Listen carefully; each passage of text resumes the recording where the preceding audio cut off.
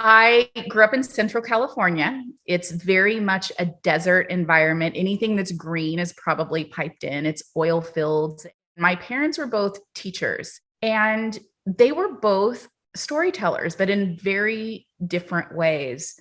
My father had a big imagination and still does, and tells a lot of interesting stories where he kind of uses his environment to make things up, and I think I got that gene from my father. I can't just see something simple and take it for what it is and say, "Oh, that's just an outlet on the wall. There's a world behind the outlet." And there often was with my father. My mother taught after my sister and I started school, but she had a lot of stories from her childhood and growing up in Oklahoma after the Dust Bowl and the hardships of that and the things that to her were magical but were real, like flying squirrels and sugar cane she thought was magical and amazing. And those stories really resonated with me as a child growing up in this environment that was um, often dusty, and there wasn't a lot of green around. And I always wanted to escape to someplace more colorful and magical.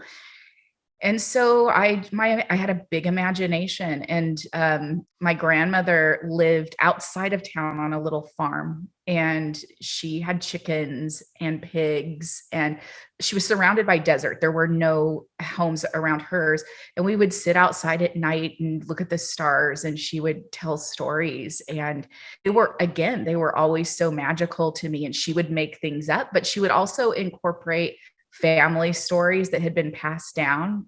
Many of them were stories of her culture. And so I took those, and I even took them a step further. And I think a lot of children do that. We hear these magical stories and we let our imaginations run wild. And so I did. And so a simple story that she might tell me about the Mexican boogeyman, El Cucuy, I turned it into, well, not only is he there, but he lives in the cactus pot in the room. And if I don't go to sleep, he's going to come get me. But then I can't sleep because he's right there waiting for me.